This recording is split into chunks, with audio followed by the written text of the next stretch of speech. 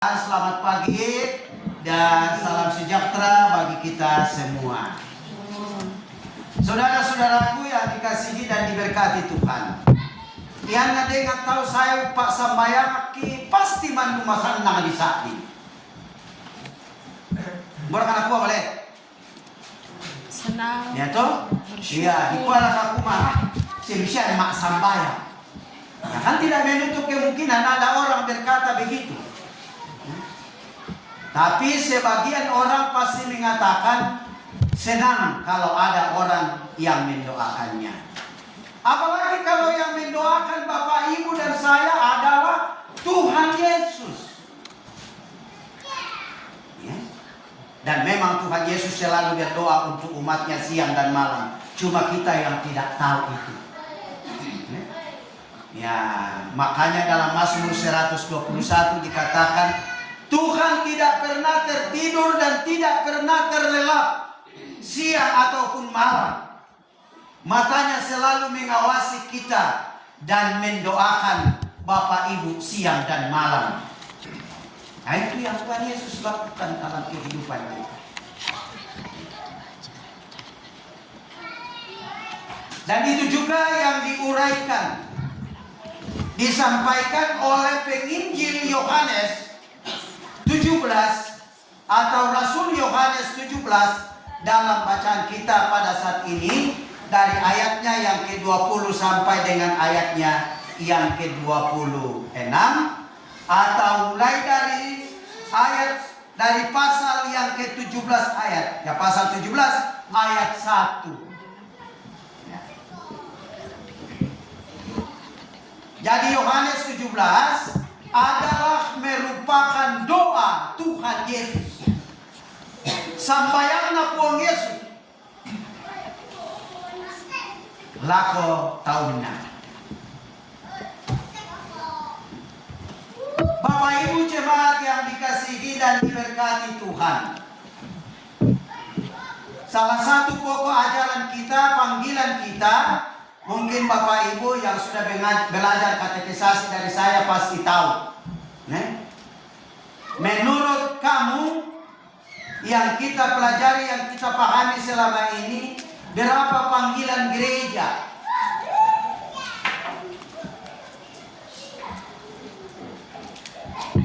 Lebih mudah.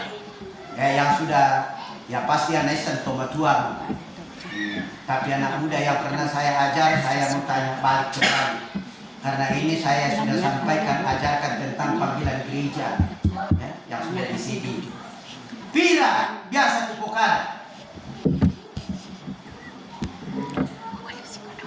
Iya. Kalau panggilan gereja yaitu iya selalu berteriak tri panggilan gereja. Ya itu tri. Ya anak Pak Tri. Tri itu artinya 3. Tri panggilan gereja bahkan 4 atau 5. Ya. Ya. Yaitu bersaksi, bersekutu dan melayani. Lihat, itu 3 panggilan gereja. Berapa yang Bapak Ibu sudah lakukan?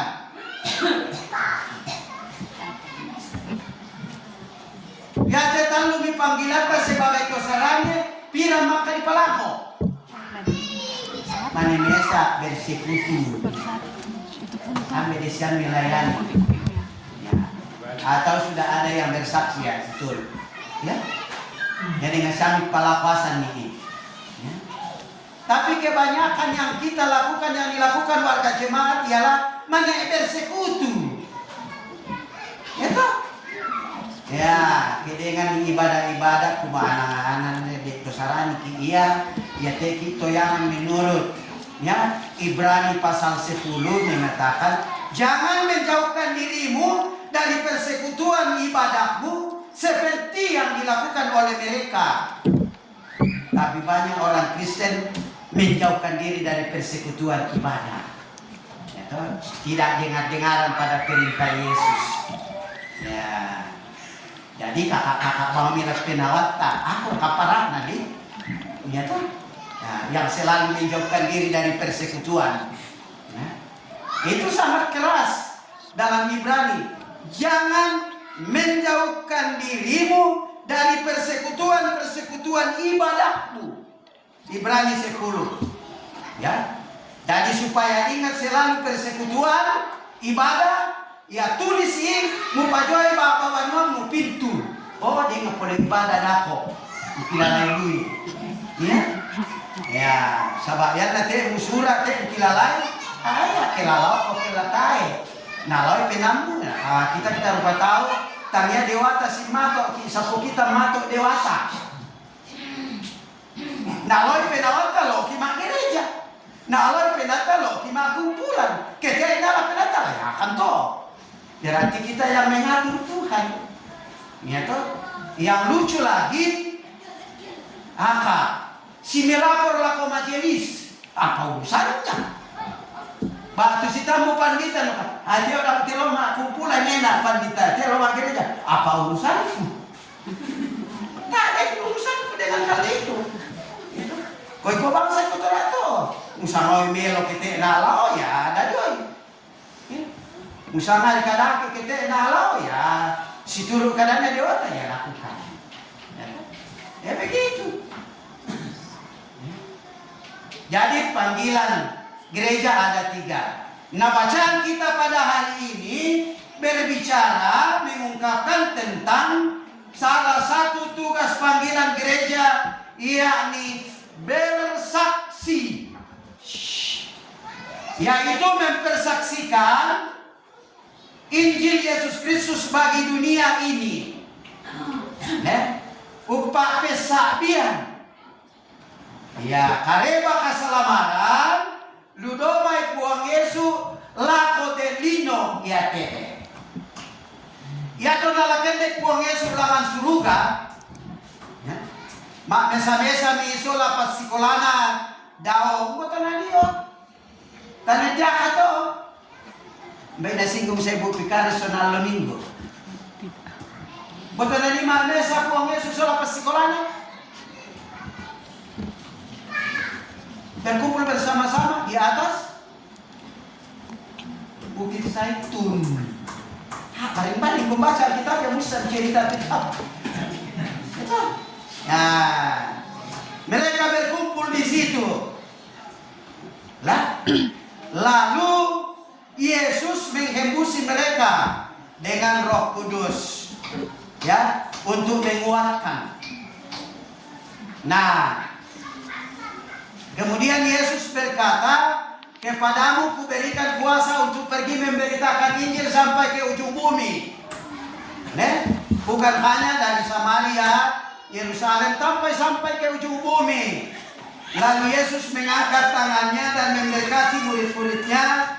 Dan sementara menumpangkan tangannya ke atas para murid, Yesus terangkat ke sorga. Tapi begitu ceritanya.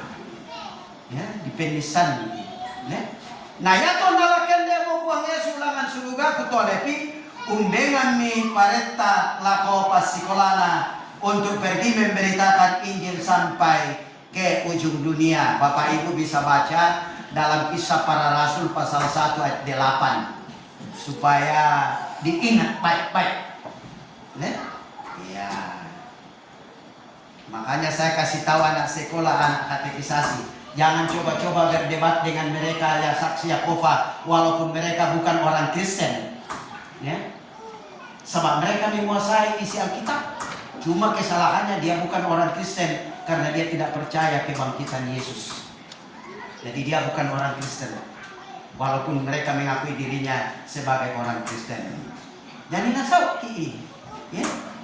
Kuasai ia berdebat dengan isi Alkitab, nah mengatur kita tuh kena cerita nih, namo kita baca dan dia membacanya.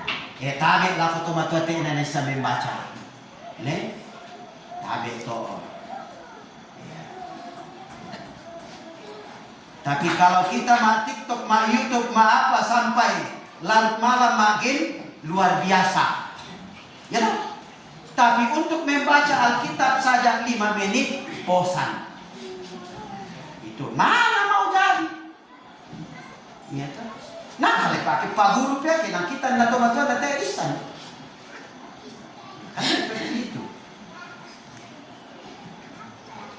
Nah, perintah atau panggilan Yesus ini untuk pergi memberitakan Injil dilaksanakan dengan baik oleh para muridnya, sehingga banyak orang yang sebelumnya tidak percaya kepada Tuhan Yesus menjadi percaya kepada Tuhan Yesus.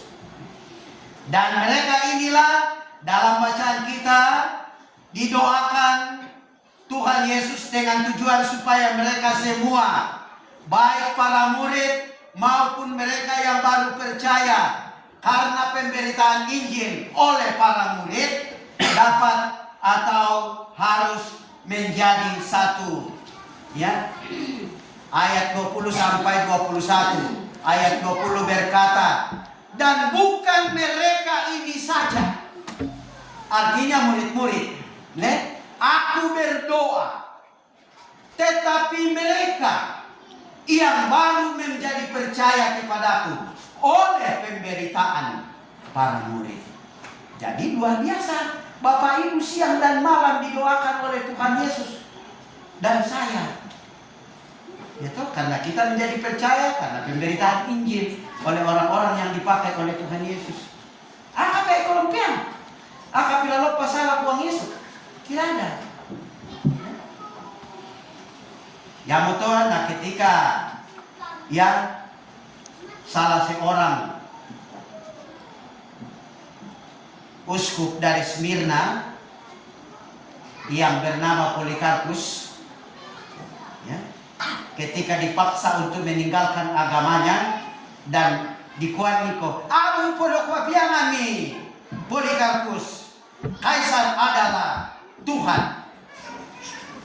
Tak mau kau di pokok, tapi dia tidak mau katakan. Kita tahu, kamu itu mado nih bah di pokoknya, ya toh. Tapi dia tidak, ya. Dia tidak mau mengatakan Kaisar adalah Tuhan. Nah, kuaria membali 86 tahun, ya. Aku melayani Tuhan Yesus, dan selama 86 tahun aku melayani dia. Dia tidak pernah menyakiti hatiku, dan dia menjadi juru selamatku. Bagaimana aku mau mengingkari dia? Masa aku telang? Kalau aku ada anak tahun aku ini melayani. Nah, karena jawaban itulah maka Polikarpus dibakar hidup. Itu uskup di Smyrna. Nah, mari aku mau kurang ke laki temu. Baik kau nak buat? Takut. Nah, mari aku itu? Iya, malah sampion Pak. Ya sambil dari kuapiangan ko Yesus Kaisar adalah Tuhan lai karya, tapi bagi Polikarpus tidak pernah berkata demikian. Ya. Nah, dan juga mungkin di sini juga saya pernah memberikan kesaksian salah seorang anggota gereja, ya, jemaat Sidodadi zaman dahulu, namanya Ade Lele, siapa lagi nama aslinya, orang dari mana yang adalah bujang sekolah di Wonomulyo, minnak tanana dia lagi dipakai dari gereja, lagi balai gedung gereja Jong Wonomulyo, dan dia berada di samping gereja di pajoin dia balabo badi jokolona sola badi di pajo ada di sokon dan kuat cerita ini supaya meninggalkan imannya dan menjadi Islam dia tidak mau. Nah, balai tahu gedung gereja karena dia yang berdoa Tuhan kamasekan ni tak ada nang dia di gedung gereja Wonomulyo. Nah, tapi tahu setengah mati dari minyak tanah tapi tidak bisa. Itu kan kesaksian. Ya. Dia tidak mau meninggalkan agamanya, keyakinannya kepada Tuhan Yesus. Sama mau masain aku ni mak patongan lah kalena kuni melayani masa aku tak pianan. Ya. Dan ini orang tua kekasih sudah menghadap kepada sang Khaliknya. Tapi waktu saya masih vikaris, di situ saya selalu bercerita di rumahnya.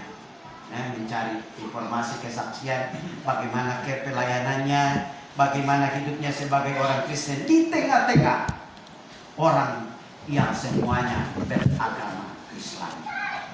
Tapi dia tidak pernah. Jadi tujuannya agar mereka menjadi satu. Mengapa harus menjadi satu?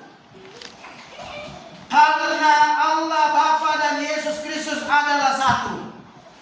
Demikian pula dengan orang-orang yang percaya kepadanya, haruslah hidup menjadi satu. Itu berarti bahwa orang percaya harus mempraktekkan kasih yang terjadi antara Allah Bapa dan anaknya di dalam kehidupan manusia. Kemudian ungkapan menjadi satu berarti tidak bercerai-berai oleh karena adanya perbedaan paham, oleh karena adanya perbedaan budaya, bahasa, tempat, dan lain sebagainya. Jadi dengan adanya kasih, maka kesatuan harus dikedepankan, dan sedapat mungkin dengan adanya kasih menghindarkan atau menghilangkan pertikaian yang dapat merusak kesatuan. Ya. Karena itu Rasul Paulus berkata, kasih menutupi banyak dosa. Ya. Bukan berarti bahwa karena Bapak Ibu sudah berbuat dosa, lalu muncul kasih maka itu akan hilang. Tidak. Ya, bukan begitu maksudnya Rasul Paulus. Ya. Kasih menutupi banyak dosa artinya bahwa sebenarnya lah penawaku lau sanggam ambeanu indoanu, tapi karena dia adalah bagian dari tubuh saya, tubuh Kristus, saya mengasihi dia, maka tidak jadi saya membunuhnya atau memukulnya. Itu karena kasih. Ya. Daripada muka akan mendatangkan dosa pada diri sendiri atau mengata-ngatai orang, maka dosa akan datang kepada kita. Jadi menghindarkan atau menghilangkan pertikaian yang dapat merusak kesatuan. Mengapa kesatuan orang percaya menjadi kerinduan Yesus dalam doanya? Ayat 24 bacaan kita.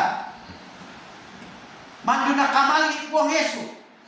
Las sampayangna. Kena malayatu metuna toma patongan lako kalena. Lato tolu mesa. Memelihara kesatuan.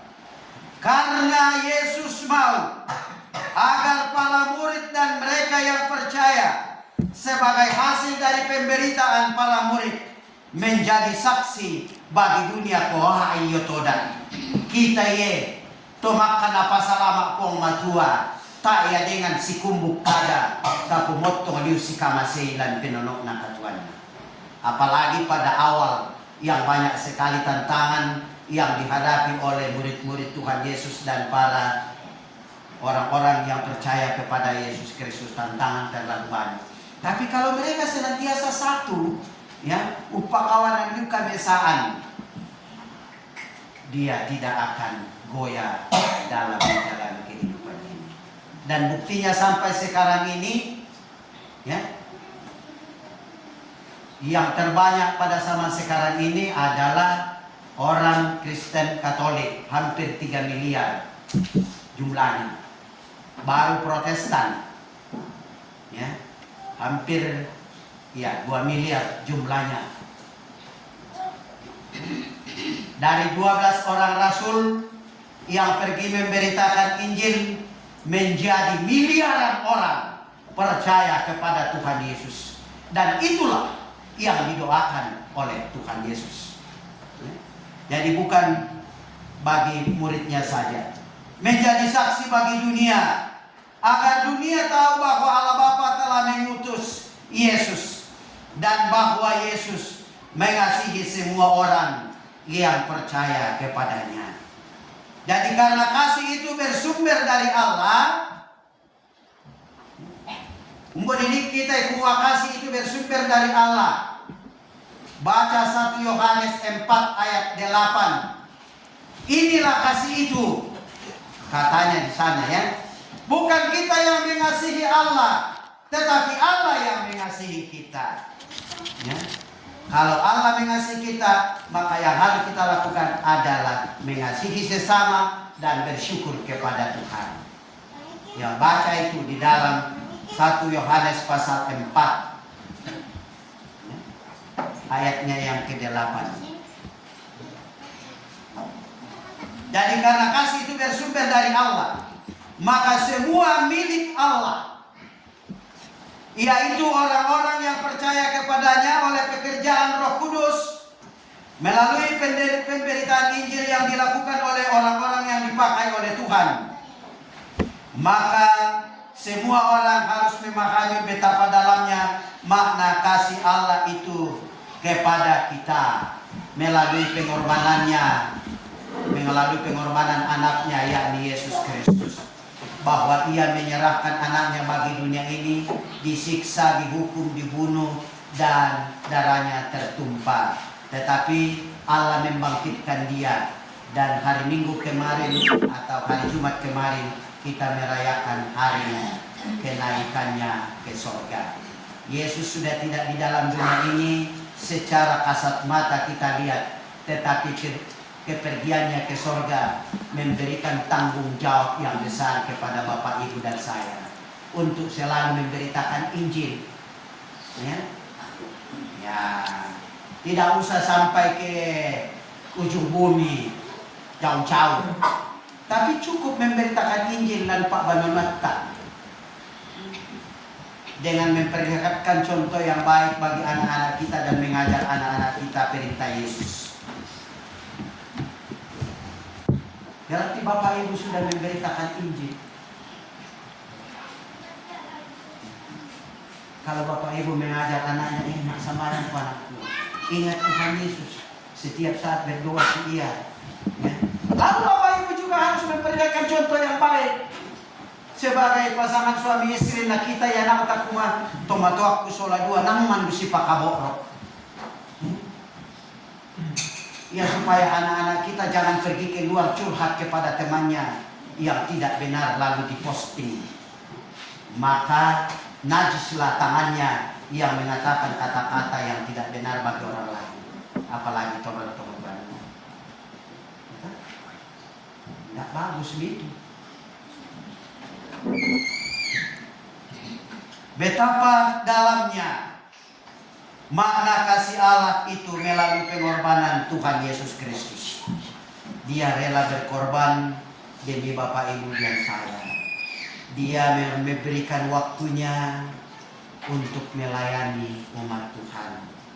Ya. Jangan seperti orang lain, setiap ada tugas yang diberikan kepadanya, ikomo, nama sorong, ikomo, sibuk Pak. Tidak ada waktu untuk Tuhan. Tidak mau berkorban untuk Tuhan. Bagaimana mau bisa jadi? Karena itu menjadi satu sebagaimana yang diinginkan oleh Tuhan Yesus bagi kita. Setiap orang percaya kepadanya hanya dapat terjadi jika orang percaya memiliki dan mempraktekkan kasih Allah dalam kehidupannya sehari-hari. Kalau Bapak Ibu memiliki kasih Allah, maka pasti akan menjaga dan memelihara kesatuan dalam kehidupan kita.